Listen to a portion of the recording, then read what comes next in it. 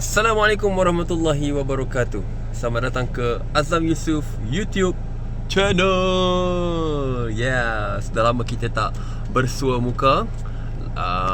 Last kali video yang saya update pasal kereta Nissan Eddy Resort. Okey, hari ni ni nampak ni Umar. Halo Umar. Abangnya tidur. Okey, hari ni kami akan buat vlog pergi ke Pulau Pinang. Tapi kali ni bukan menaiki kancil, tapi kami menaiki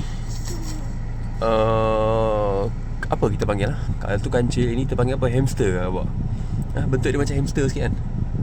Tu. Tenggiling. Tenggiling.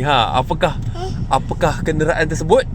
Ya, kenderaan itu ialah macam nak tukar ke depan ni. Oh, okey. Nampak tak? Ya. Logo Hyundai pada steering. Hyundai. Apa sebutan betul, Pak? Terpulang lah. Okey. So, ini adalah kereta projek baru saya. Kancil Nano Kosong manual telah selamat dijual kepada owner yang baru. Jadi sekarang ni ini adalah kenderaan baru saya. Kenderaan baru pun masih second hand lah. Okay. Bagaimanapun dalam video ni apa saya cuma nak cakap, kereta ni sangat underrated lah. Kereta ni sangat underrated sebab dalam dia memang sangat luas. Betul tak, Wak? Dalam dia memang sangat luas. Tengok. Dalam dia memang sangat luas. Okay. Dalam dia memang sangat luas. Nampak ada armrest di belakang. Okay. Nampak sini pun ada armrest juga. Armrest ni. Okay. Dan banyak kompartmen. Tengok ni. Nampak ni. Open. Wow, how cool is that? Tengok ni, tempat simpan air. Nampak tak? Wow. Ni belakang ni pun ada. Nampak ni, tempat simpan air lagi. Sini. Oh, sini kompartmen juga. Kereta ni ya, dekat tempat duduk belakang ni pun ada tempat letak air. Tengok. Banyak gila kompartmen dalam kereta ni. Dan bawah ni juga. Nampak tak? Tempat simpan barang lagi. Wow. Kereta ni semasa baru, tak silap saya harga dia dalam lingkungan 80,000, 70 ke 80,000. Tak termasuk dengan cukai import lah. Okay. Dan kereta yang saya ambil ni adalah kereta Hyundai Matrix 1.6 manual tahun 2005. Condition memang sangat cantik. Saya jatuh cinta pandang pertama apabila saya jumpa kereta ni. Mula-mula jumpa kereta ni. Kereta ni digunakan oleh seorang uncle Cina di Pulau Pinang. Dan beliau merupakan owner kedai aksesori kereta. Jadi condition yang saya terima ni memang sangat baik lah. Dan saya dah servis kereta ni.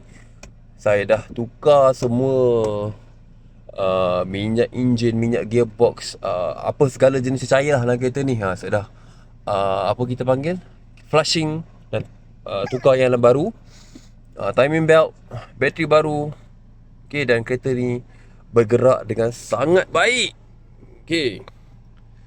So nanti saya akan update vlog untuk video ni.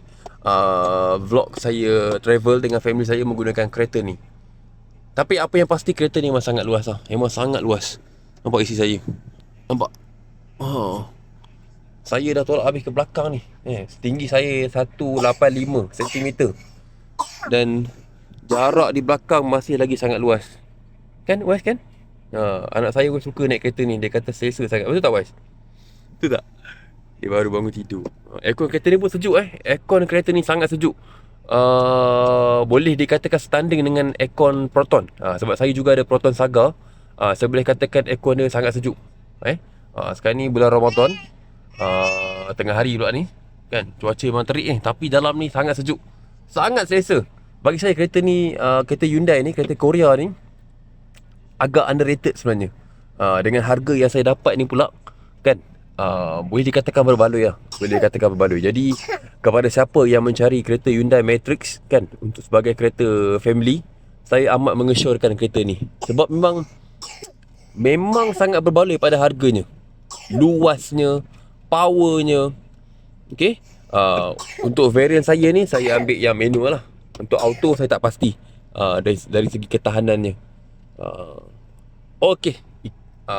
Video saya untuk pengenalan kereta saya ni mungkin setakat ini saja.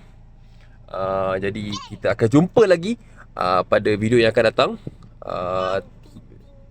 Bagi yang masih belum subscribe channel saya, tolong subscribe, tekan butang notification, ding ding ding, dan jumpa lagi pada video yang akan datang. Bye bye. Bye bye. Assalamualaikum.